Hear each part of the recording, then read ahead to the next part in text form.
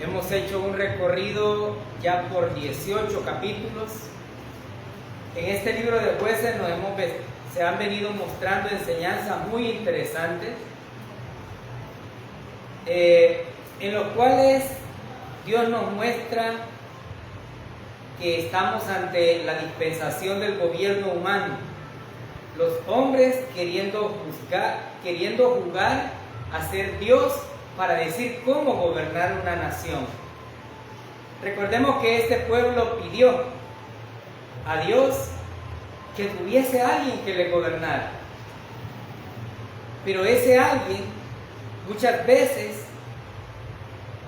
no era el más idóneo. Y aquí, en estos capítulos que hemos estudiado, hemos visto el liderato bajo la voluntad del ser humano para conducir a un pueblo. Pero aquí no es que estemos hablando de auténticos líderes, sino hombres corrientes amparados por Yahvé para hacerlo excepcional. No significa de que estos hayan sido los únicos que podían. No, simplemente significa que Dios vio algo en ellos y fue el Espíritu Santo o Yahvé mismo manifiesto en estos para poder dar a conocer su propósito. Sin embargo, aprendimos que el pueblo siempre fue rebelde y su rebeldía lo llevó de fracaso en fracaso. Y esto me hacía pensar por un momento cuántas veces hemos fracasado en nuestras vidas y llegamos, al igual que el pueblo de Israel, suplicando al Señor tener misericordia. El Señor nos restaura y volvemos a la misma situación. Pues Israel tenía justamente eso. Pero también el libro de Jueces nos muestra que Dios siempre ha permanecido fiel. El pueblo se desviaba, pero cuando el pueblo clamaba, Dios estaba presto a poder solventar sus necesidades. Esto nos muestra incluso de que Dios es fiel a sus promesas, porque en los primeros capítulos siempre sus promesas prevalecieron y no dejaron que su pueblo pereciera. Pero al mismo tiempo el libro de Jueces nos muestra cómo cuando el ser humano trata de gobernar, siempre va a tener fracasos. Siempre va a tener que se va a la derecha o se va a la izquierda. ¿Por qué? Porque el ser humano siempre ha tratado de anteponer su voluntad a lo que Yahvé determina para su pueblo. Aprendimos que Dios escogió hombres temerosos que por sí solos no hubiesen podido cumplir los propósitos de Yahvé, pero fue Yahvé quien iba haciendo la obra. No eran los hombres, porque cuando Él prometió la tierra les dijo: van y la van a poseer. Y siempre la Biblia nos da el testimonio de que fue exclusivamente Yahvé dando la victoria a su pueblo, no su pueblo ganando victoria, sino Yahvé dando la victoria. Para ello utilizó hombres simples e incluso algunas mujeres que ante la falta del liderato de los hombres tuvo que sobresalir.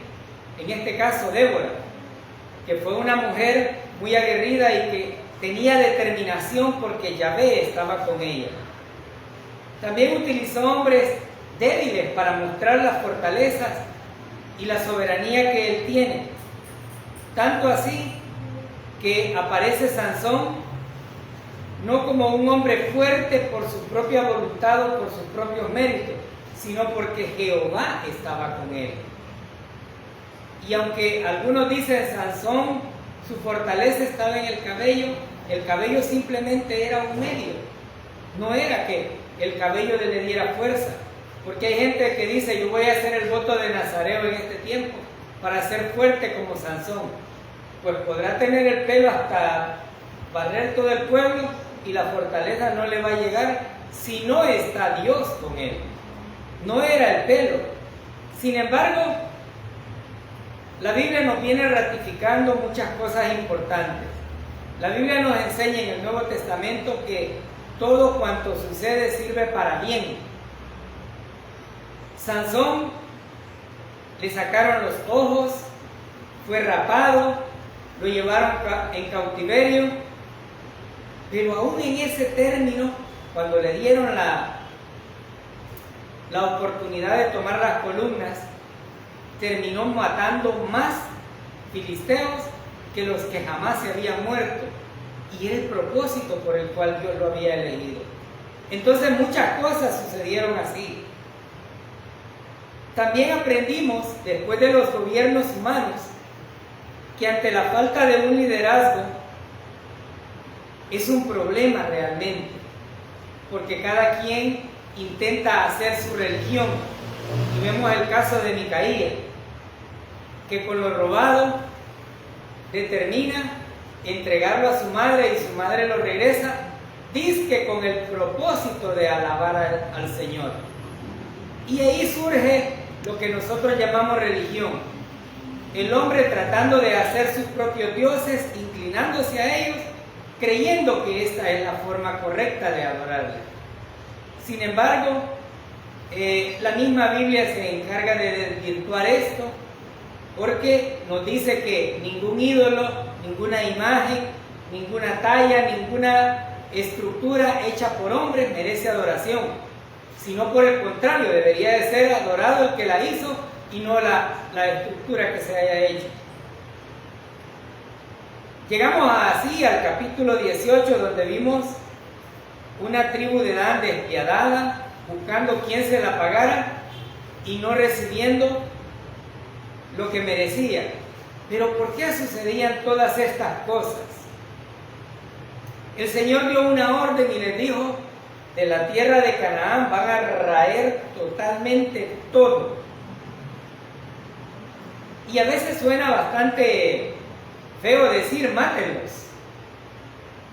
pero ¿quién es el ser humano para juzgar a Dios? ¿Quién es el ser humano para decirle a Dios por qué mataste a este? Si Él es el hacedor. En ese contexto, Yahvé estaba tratando de que su pueblo se mantuviese sin contaminación. Era una forma de hacer justicia contra la idolatría de los filisteos, contra la idolatría pagana. Pero como muchos seres humanos, los judíos, en vez de obedecer literalmente las ordenanzas de Yahvé, iban dejando de repente y decían: a estos los vamos a ocupar como esclavos, estos van a servir como acarreadores de agua, estos van a pagar un impuesto. Y de ahí proviene el problema. No podía quedarse el pueblo sin una consecuencia y sin una disciplina de parte del Señor, porque habían hecho una mezcla entre judío y filisteo, y esa mezcla, irónicamente, pudo más la cultura filistea que la cultura judía, que era la que estaba obligada a imponerse y que era la que estaba de manifiesto para dar a conocer las obras de Yahvé. Y ahí vemos varias generaciones, las cuales empezaron haciendo muy bien su trabajo, hablando de las proezas que Yahvé había hecho, de cómo les había hecho pasar en seco los ríos, de cómo les había dado la tierra, de cómo les había dado la victoria. Pero también vimos generaciones que se les olvidó, que ya no cumplieron la función hacia la cual habían sido encomendados. Y la perversidad fue de más a más a más. Sin embargo, esta perversidad llegó a niveles muy altos, y ahora vamos a ver parte de esa perversidad, ya representada no solamente por la religión, sino como el pueblo judío, después de tanto convivir y de tanto interactuar con las culturas paganas, había absorbido esa cultura. Entonces, en este capítulo vamos a estudiar las consecuencias de apartarse realmente de Dios. Y es que este es un llamado para todos los que decimos ser creyentes. El apartarse de Dios probablemente para algunos constituya una alternativa, mientras que para otros digan, si no va a suceder nada. Pero déjenme comentarle, y con mucha propiedad, que cuando uno se aparta de Dios y es realmente un creyente, siempre van a haber consecuencias. Si usted no es creyente, pues usted no se ha apartado de Dios porque ya estaba separado de Dios. Pero si usted es creyente y el Espíritu Santo en este contexto mora en usted, y usted reprime o rechaza la palabra de Dios, va a traer consecuencias. Este pueblo iba a sufrir esas consecuencias. Sin embargo, esas consecuencias no iban a venir como un castigo, sino como una forma de dar a conocer Dios sus propósitos y demostrarle a la humanidad que no hay forma de que el gobierno humano sea totalmente fiel. No existe. Hoy por hoy en nuestro país podemos algunas veces juzgar y decir, este gobierno está haciendo bien en esto, este gobierno está haciendo bien en aquello, pero en esto está haciendo malo. Entonces siempre vamos a encontrar dentro del gobierno humano aspectos positivos y aspectos negativos, porque únicamente Dios, Jehová, es el único que puede gobernar con justicia y equidad a su mundo, no así el ser humano. En ese contexto, los voy a invitar para que vayamos a Jueces capítulo 19, versículo del 1 al 3.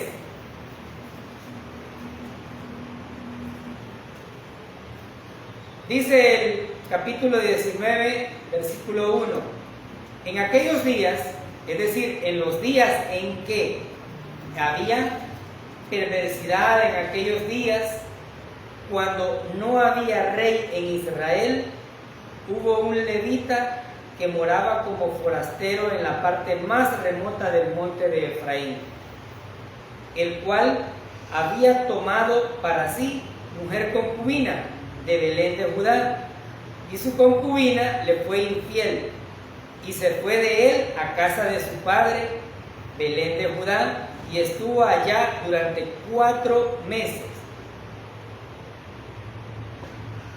¿Qué era una concubina? Una concubina era, como nosotros decimos, una amante, una esposa de segunda clase que tenía ciertos privilegios, los cuales solamente eran el alimento, la ropa y las relaciones maritales. Pero no tenía, los hijos de esta concubina no tenían derecho a una herencia. Y nosotros lo vimos y lo hemos venido estudiando a través de algunos libros, donde la misma Biblia nos dice el hijo de la libre y el hijo de la esclava. Es decir, aunque fuese concubina, siempre continuaba siendo una esclava, no era una esposa. Sin embargo, en algunas de las ocasiones nosotros hemos observado que cuando la esposa era estéril, optaba por tomar una sierva y la entregaba a su esposo para poder procrear de generación. Sin embargo, aunque esta era una práctica dentro del Antiguo Testamento, no había una aceptación total de parte de Yahvé. ¿Por qué decimos que no había una aceptación total? Porque siempre seguía siendo concubina y su esposa era la principal dentro del hogar. Y si no tenía mayores derechos maritales y no tenía herencia, entonces no tenía el mismo valor. Por lo tanto, podemos decir que el matrimonio entre el hombre y la mujer es la orden de Dios para la vida familiar. Pero el concubinato es la ayuda que el hombre quiso dar a Dios para poder tener lo que éste realmente quería. ¿Cómo así? A Abraham le fue concedida una esposa. Pero ¿será que Dios le dio a la concubina? No. Entonces podemos dar como una conclusión que el concubinato es lo que el hombre quiso ayudar a Dios. Pero Dios no necesitó ayuda. El Señor había hecho una promesa a Abraham en Sara, no en Agar, y se la cumplió. Entonces el ser humano trató, dijo: yo ya no puedo por la edad. ¿Por qué? Porque la incredulidad nos aflora. Y ella creyó que ayudándole a Dios esto iba a ser posible, pero Yahvé no necesitaba ayuda. Entonces el matrimonio es la forma legal, el orden, la estructura que Dios determinó, no el concubinato. En nuestro tiempo diríamos la amante. Nada tendría que ver. Y aunque algunos digan: bueno, pero ¿por qué se le permitió, por ejemplo, a Jacob? ¿Por qué se le permitió a David tener tantas?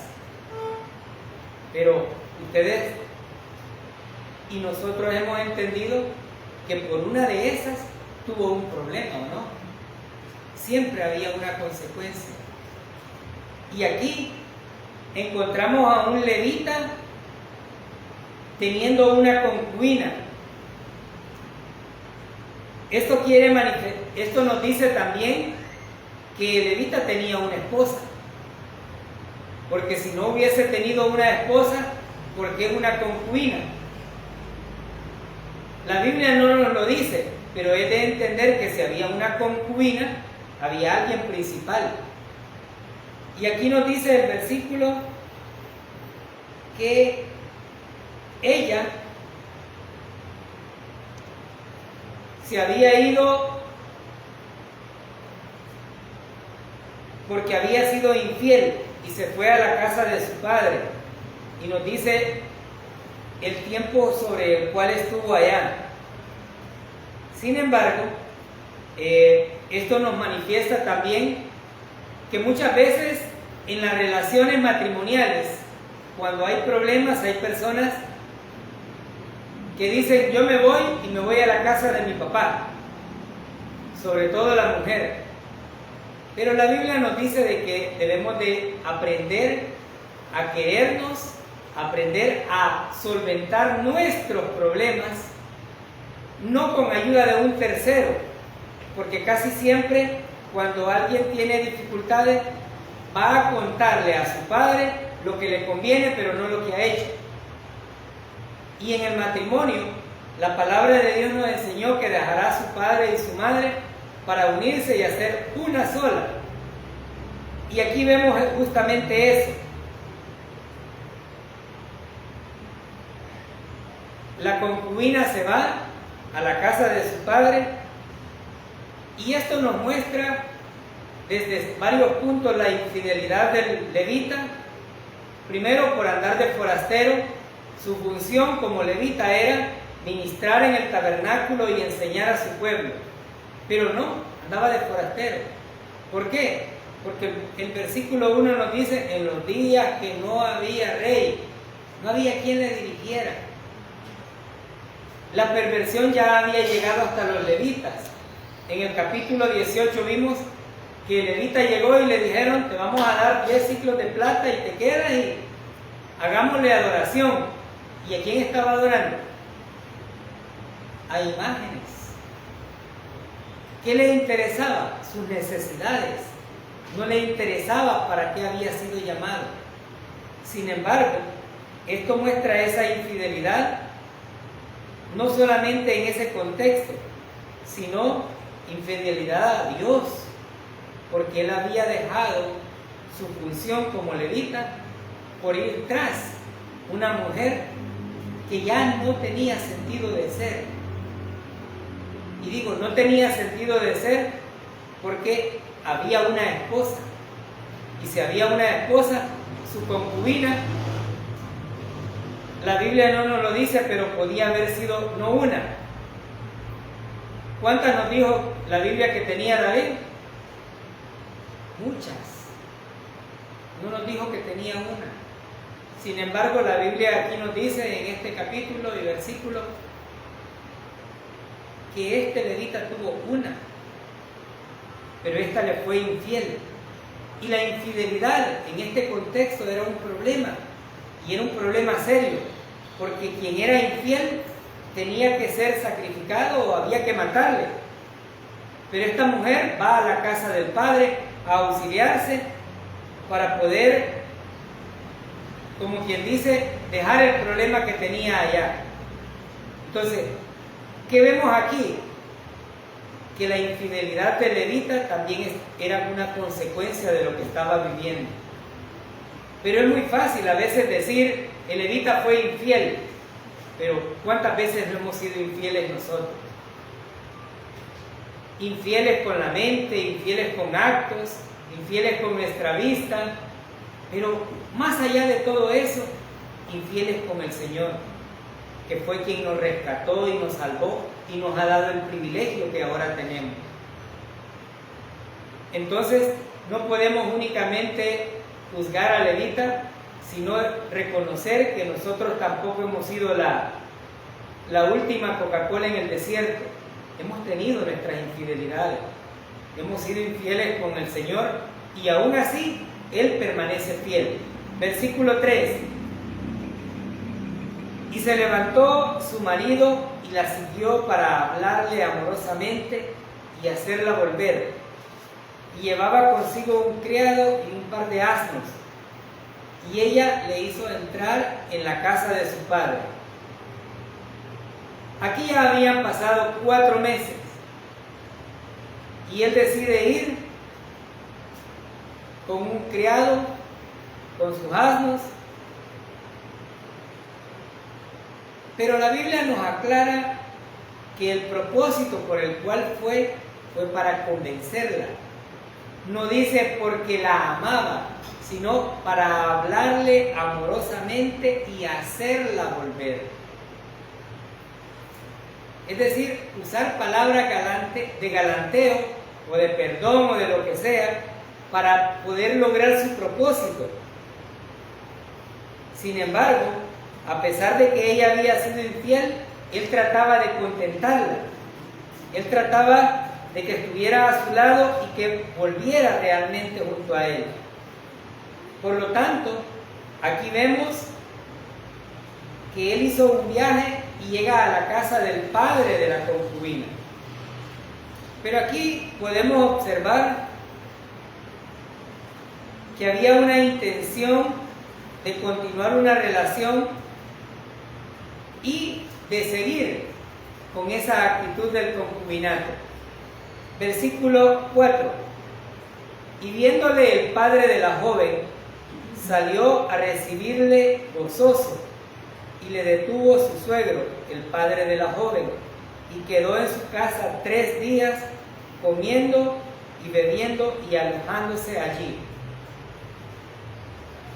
El padre le recibe, y aquí vemos parte de la hospitalidad. El padre le recibe gozoso. Aquí nos describe que la concubina era una joven y que obviamente estuvo 3 días en la casa comiendo y bebiendo. Como quien dice, el suegro lo apapachó y lo aceptó tal como él llegó. Veamos que continúa. Al 4.º día, cuando se levantaron de mañana, se levantó también el levita para irse. Y el padre de la joven dijo a su yerno: conforta tu corazón con un bocado de pan y después os iréis. Ya habían pasado 3 días. ¿Qué habían estado haciendo? Comiendo y bebiendo. ¿Era lícito para un levita emborracharse? No, no lo era. La Biblia, aunque no dice que el licor sea malo, sí caracteriza y manifiesta que emborracharse con vino no tiene la ecuanimidad del cerebro para funcionar igual.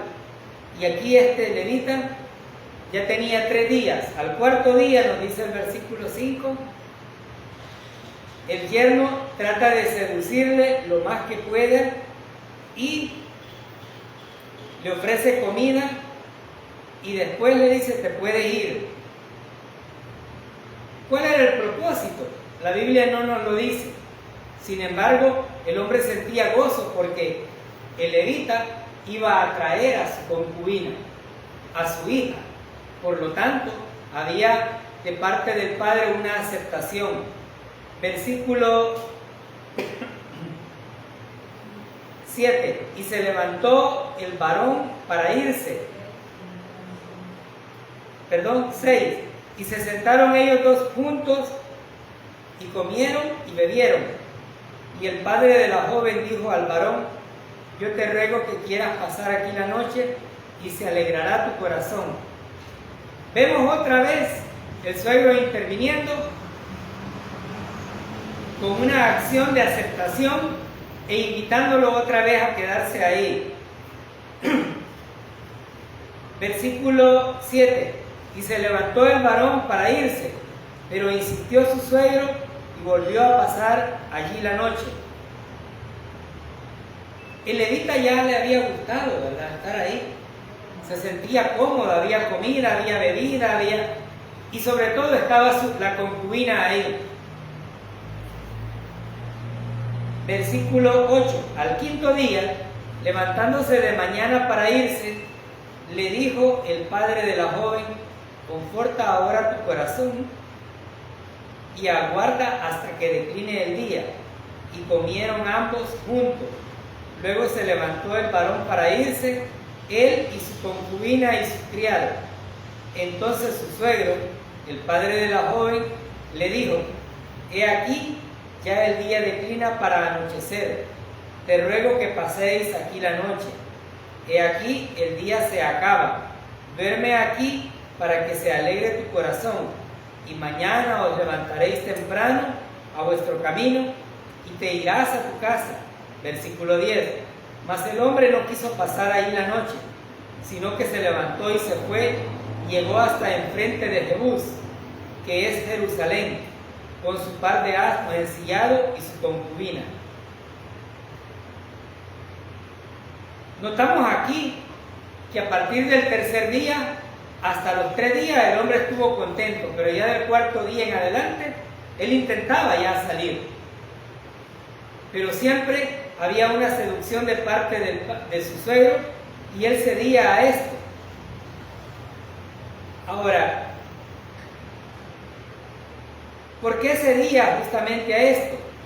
Porque ya no había preocupación acerca de su función como levita, sino que por el contrario, a pesar de que tanto le habían rogado, el levita hubo un momento en el cual dijo: no, ahora hay que irse.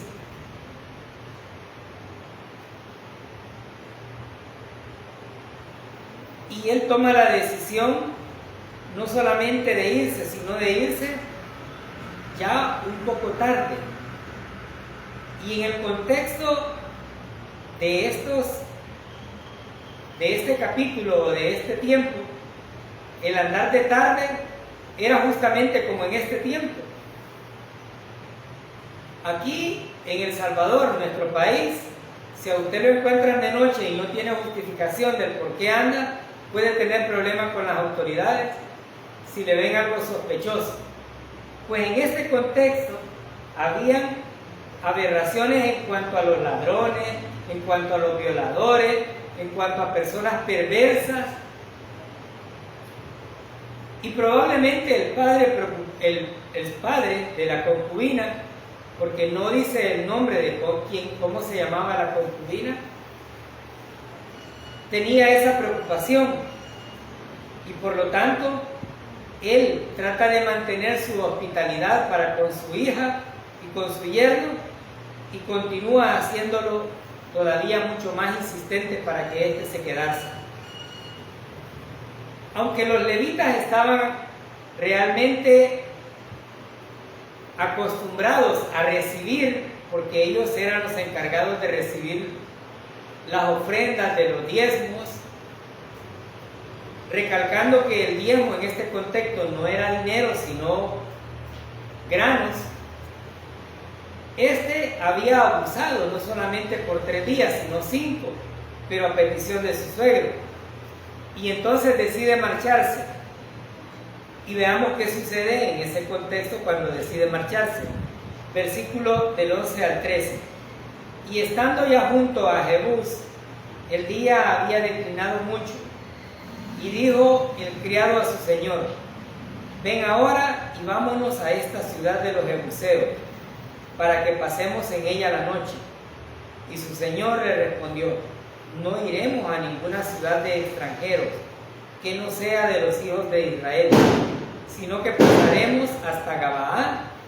Y dijo a su criado: ven, sigamos hasta uno de esos lugares para pasar la noche en Gabaa o en Ramá.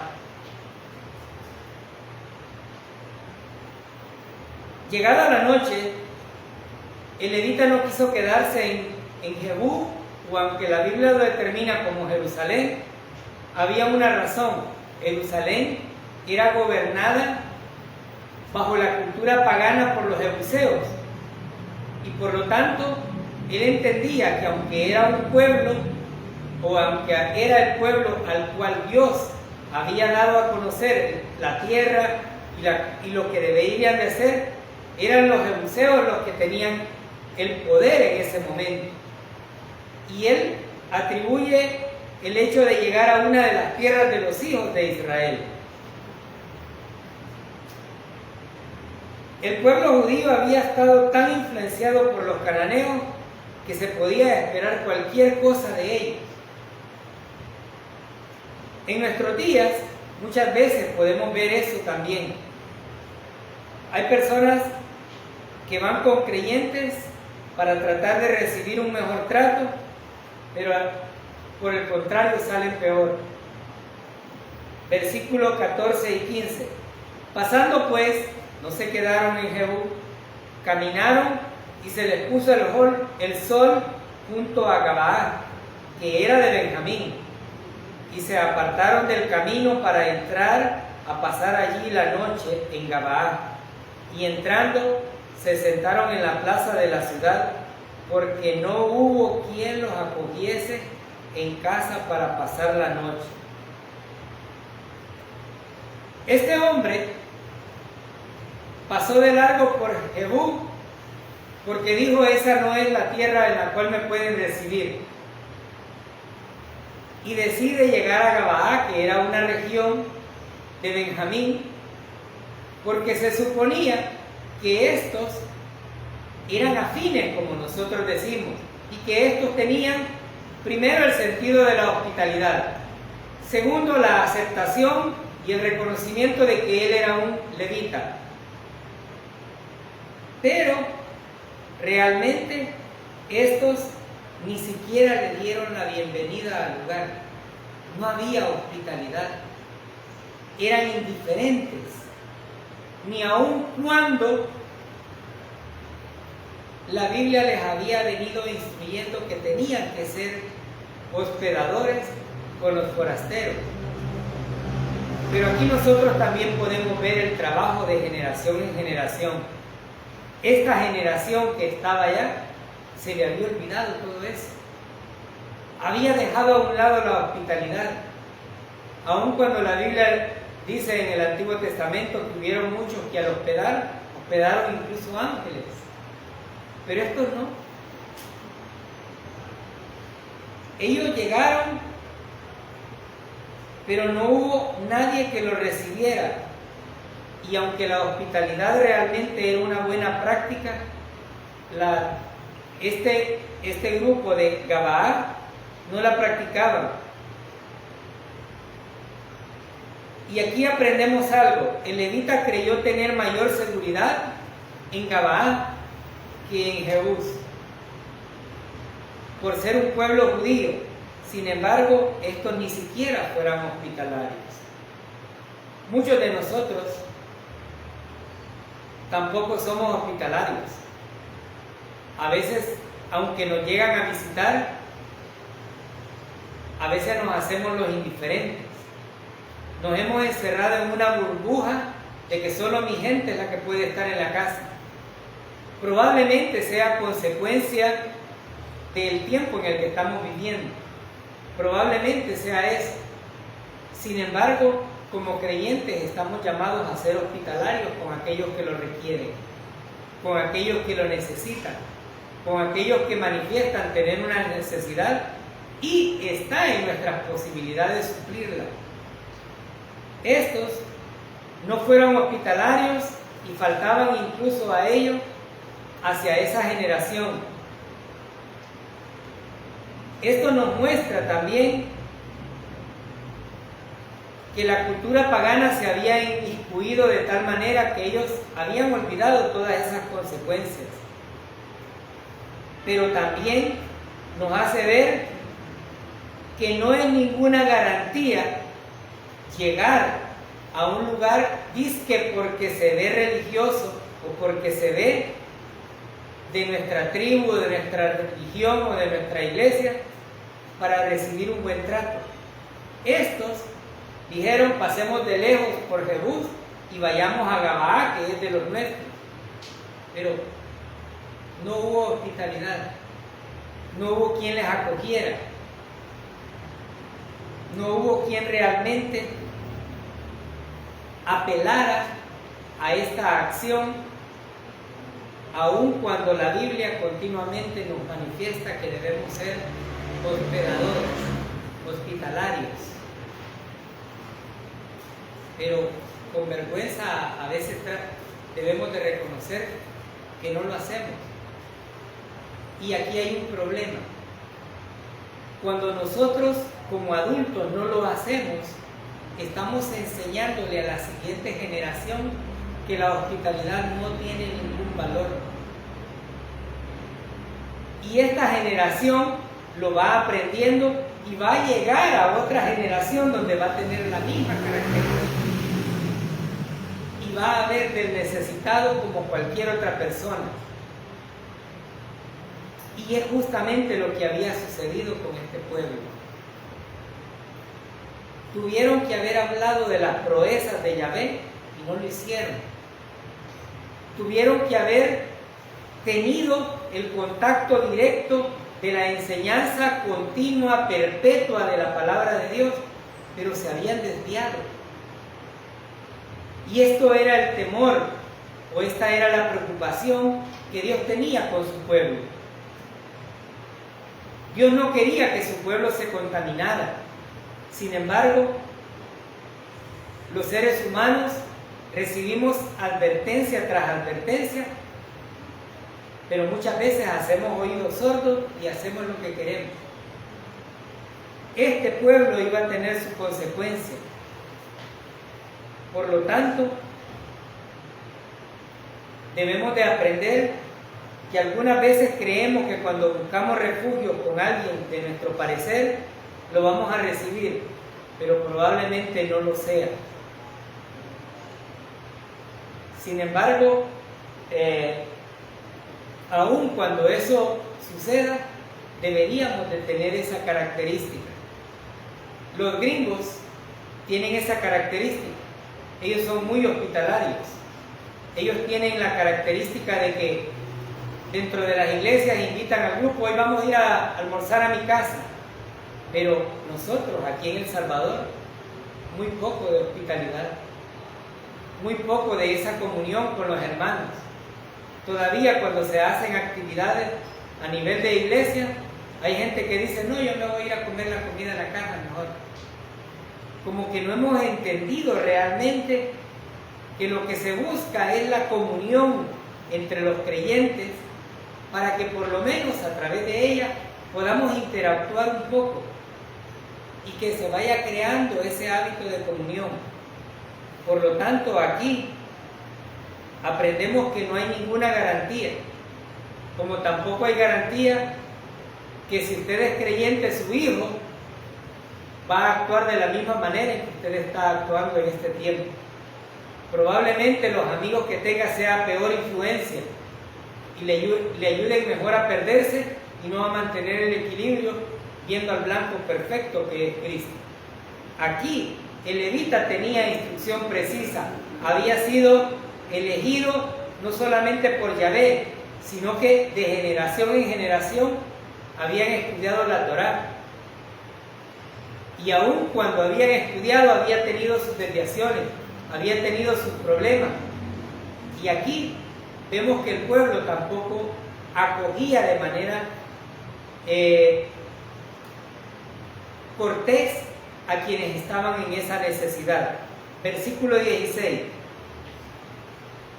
He aquí un hombre viejo que venía de su trabajo del campo al anochecer, el cual era del monte de Efraín y moraba como forastero en Gabaá, pero los moradores de aquel lugar eran hijos de Benjamín.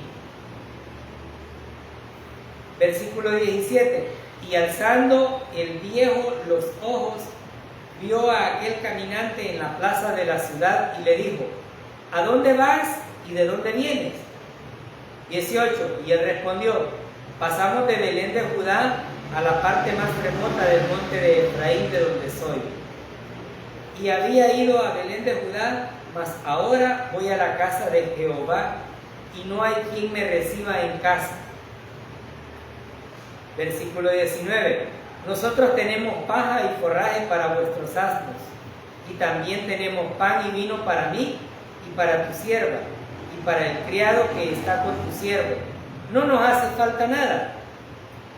Y el hombre anciano dijo: paz sea contigo, tu necesidad toda quede solamente a mi cargo, con tal que no pasen la noche en la plaza.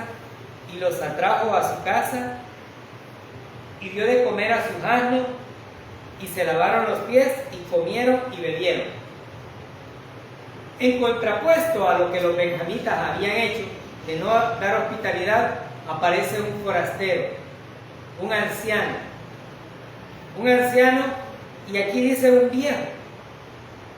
Probablemente este viejo tenía más arraigada la cultura de la cual había sucedido, y por lo tanto él sí tiene la característica de hospitalidad.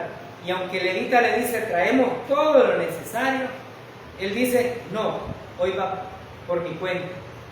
Y vemos que dentro de esta cultura dice: y se lavaron los pies, comieron y bebieron. Podemos notar aquí que solo un hombre fue el que se preocupó de cómo iban a pasar la noche. Este hombre probablemente muestra la representación de las culturas antiguas, porque venía de trabajar, y no solamente eso, sino que era hospedador.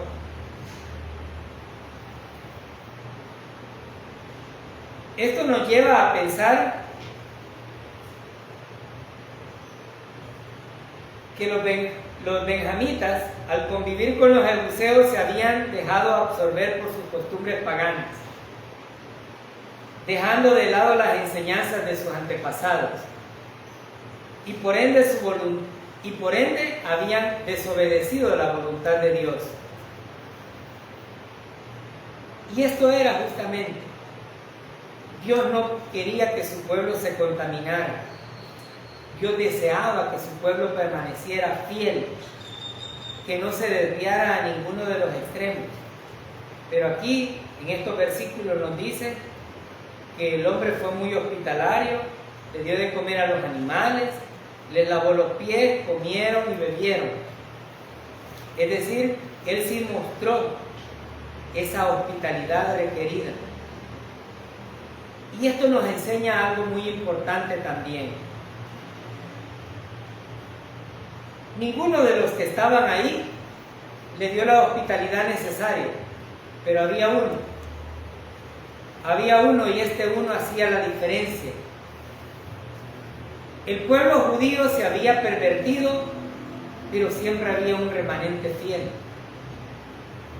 Y ese remanente fiel era el que Yahvé estaba viendo, y era el que Yahvé realmente estaba guiando para continuar con su propósito divino. Aquí encontramos a este hombre teniendo las características de hospitalidad, ya sea por su adultez o ya sea porque había sido enseñado a hacer de esa manera. Y por eso decía, es un problema cuando como adultos no enseñamos hospitalidad a nuestros hijos. No van a ser hospitalarios. Muchas veces en nuestra cultura salvadoreña no enseñamos incluso a nuestros hijos a ser expresivos. No sé si yo se los he dicho, pero en la cultura en la que yo me crié, yo nunca recibí un te quiero de parte de uno de mis progenitores. No recuerdo haberlo recibido. Porque ellos entendían que teniendo techo, comida, zapatos y todo lo necesario era una forma de decirlo. Pero resulta ser que siempre es indispensable externarle a las personas que están a nuestro alrededor cuánto se les quiere, no creyendo que ellos entienden que lo que hacemos es porque sí los queremos, sino que hay que manifestarlo. Este hombre, aún en medio de ese grupo de la tribu de Benjamín, tenía ciertas características positivas. Continuemos viendo qué sucedió después. Versículo 22 al 26. Pero cuando estaban gozosos, he aquí que los hombres de aquella ciudad, hombres perversos, rodearon la casa golpeando a la puerta y hallaron al anciano, dueño de la casa, diciendo: saca al hombre que ha entrado en tu casa para que lo conozcamos. Y salió a ellos el dueño de la casa y les dijo: no, hermanos míos, os ruego que no cometáis este mal, ya que este hombre ha entrado en mi casa. No hagáis esta maldad. He aquí mi hija virgen y la concubina de él. Yo os la sacaré ahora, humilladlas y hacer con ellas como os parezca, y no hagáis a este hombre cosa tan infame. Mas aquellos hombres no le quisieron oír, por lo que tomando aquel hombre a su concubina, la sacó y entraron a ella y abusaron de ella toda la noche hasta la mañana. Y la dejaron cuando apuntaba el alba, y cuando ya amanecía, vino la mujer y cayó delante de la puerta de la casa de aquel hombre, donde su señor estaba, hasta que fue de día. La Biblia nos dice que estaban disfrutando del hospedaje, pero también nos afirma de que había perversidad.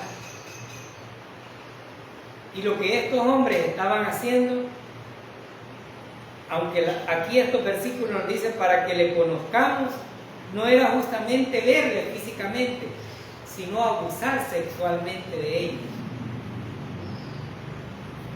Y esto justamente fue lo que sucedió cuando Lot. Sin embargo, ellos reaccionaron ante la situación y se ve como el anciano les dice: no hagan mal. Él estaba intercediendo por estos hombres, porque en su calidad de hospedador, él tenía que garantizar que estos hombres estuvieran bien, estuvieran seguros. Sin embargo, aquí vemos una de las cosas que a veces podemos humanamente no entender, porque este hombre ofrece a su hija virgen en consecuencia de que dejaran del problema al hombre. Pero la misma Biblia nos dice que ellos pedían que no hicieran esa maldad, y por lo tanto ofrece a su hija. Pero después que el levita había llegado hasta Belén de Judá, Judá de Belén, había utilizado todas las artimañas para que se regresara la concubina, ahora la saca para que sea ella a quien los hombres hagan el mal. Y esto nos muestra muchas cosas. Uno, estos hombres se habían perdido. La Biblia nos dice que se habían perdido tanto que estaban buscando a otros hombres. Vayamos a Romanos capítulo 1 para tratar de entender versículos 26 y 27. Los seres humanos han tratado siempre de hacer lo que ellos han querido, y sobre la base de lo que ellos han querido han dejado a un lado las reglas que Dios ha determinado para su vida. Versículo 26 de Romanos. Por esto Dios los entregó a pasiones vergonzosas, pues aún sus mujeres cambiaron el uso natural por el que es contra la naturaleza. De igual modo, también los hombres dejaron el uso natural de la mujer, se encendieron en su lascivia unos con otros, cometiendo hechos vergonzosos, hombres con hombres, y recibiendo en sí mismos la retribución debida a su extravío. ¿Qué pretendían estos hombres? Violar a otro hombre. La violación o la perversidad había llegado a un nivel donde ya no había respeto alguno, aun cuando se había manifestado que los levitas tenían que ser respetados porque eran hombres escogidos de Dios. Pero aquí nosotros vemos que el homosexualismo había llegado a un nivel bastante fuerte. El levita entrega a su mujer o a su amante, y ellos realmente nos muestran de que la mujer no tenía mayor valor, porque en vez de defenderla, lo que hacen es tirársela a los lobos para que estos hagan lo que ellos quieran. Y no solamente, sino que la Biblia nos describe, mas aquellos hombres no le quisieron oír, por lo que tomando a aquel hombre, a su concubina la sacó, entraron a ella y abusaron de ella toda la noche hasta la mañana.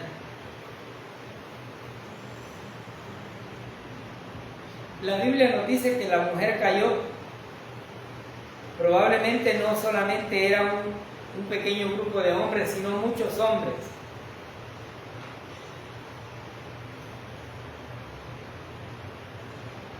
Pero aún así, la perversión que había llegado estaba cobrando la vida de alguien, y como dice la palabra, esto era justamente lo que Dios quería evitar.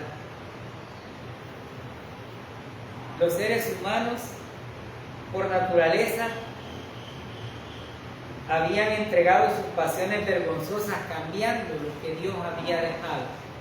Ya no era el matrimonio de hombre con mujer, sino que ahora estaban pervertidos y habían hombres con hombres. Por eso algunas personas dicen, es que los homosexuales nacen.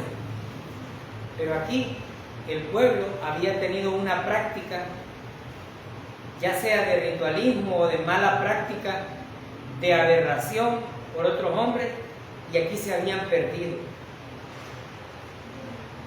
Se habían perdido tanto que no tenía sentido alguno.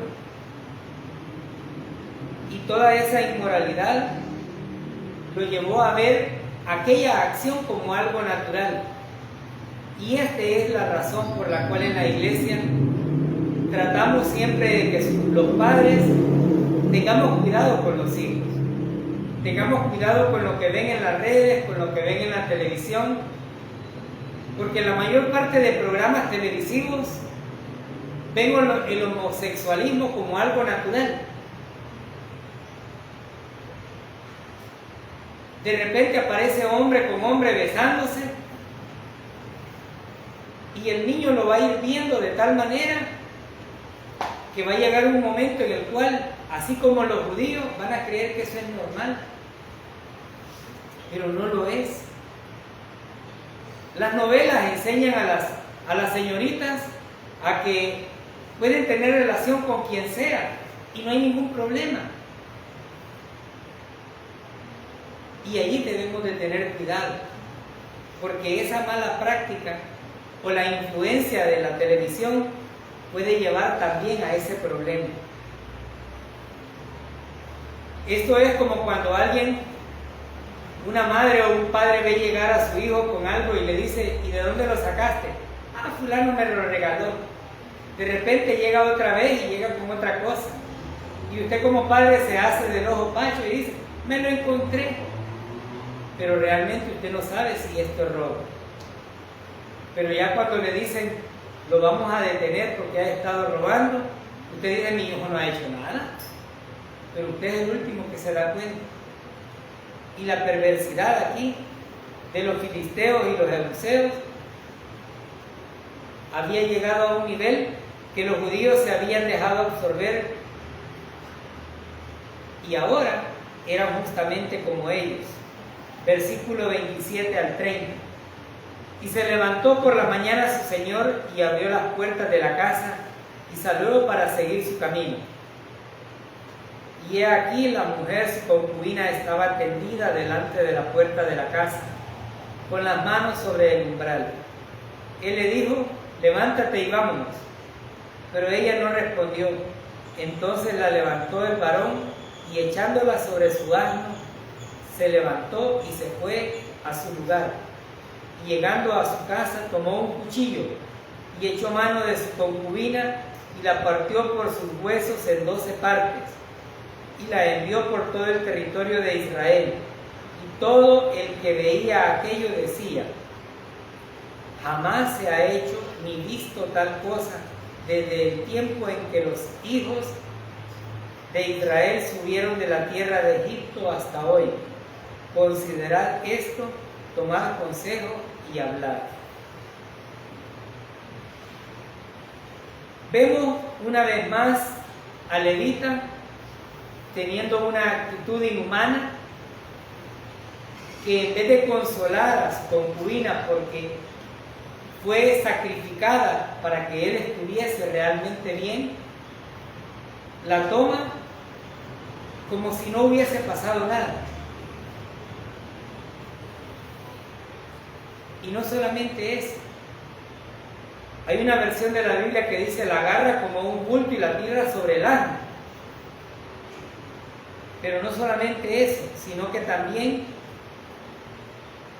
la lleva y hace una de las atrocidades más grandes, la corta en 12 pedazos. Tanto era la severidad y la mutilación que este hombre estaba haciendo,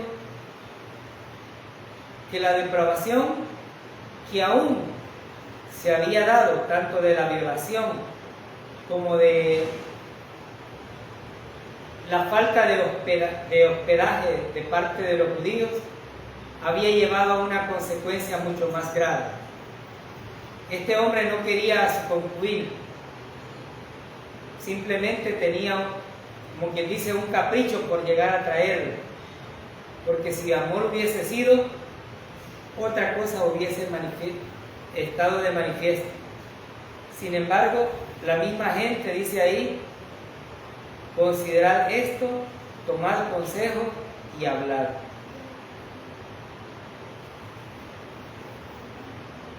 ¿Qué problema se genera cuando no hay un líder?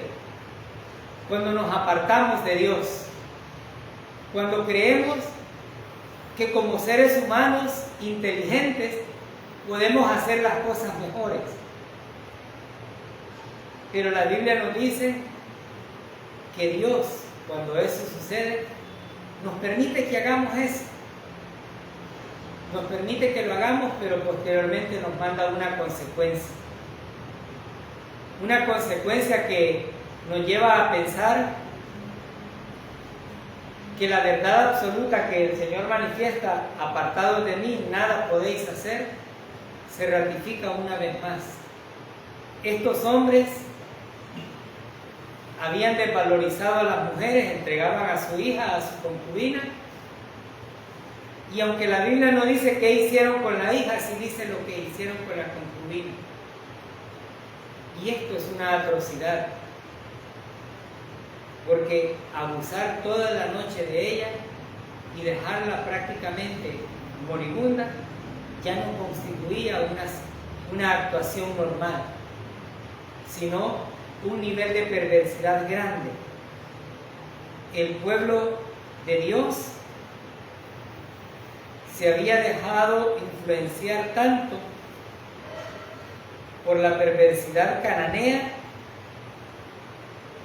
que ahora no solamente se veía la homosexualidad, la violación, el adulterio, la brutalidad y el homicidio, sino que además de eso se veía el desplome moral de la nación de Israel.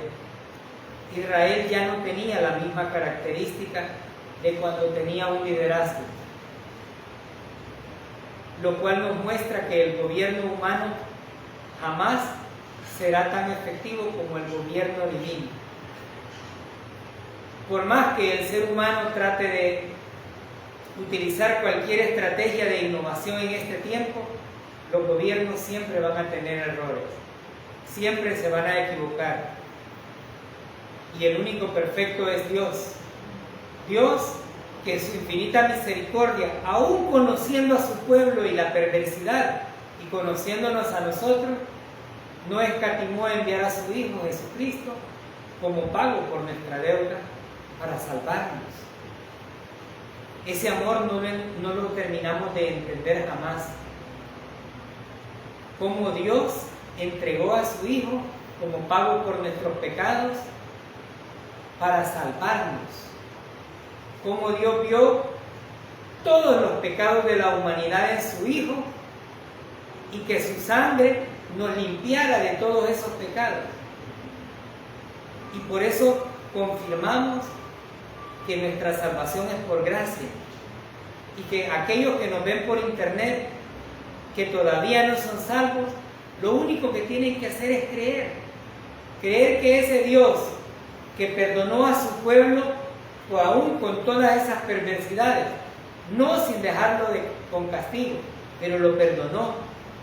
Y muchos de nosotros teníamos las mismas características, y Dios entregó a su Hijo Jesucristo, lo mandó a morir en una cruz, la muerte más cruel y la más degradante, por amor a nosotros. Y el que cree en el Señor Jesucristo es salvo. Y hoy es el día aceptable. El que tenga oídos para oír, que oiga. Amadísimo Padre Celestial,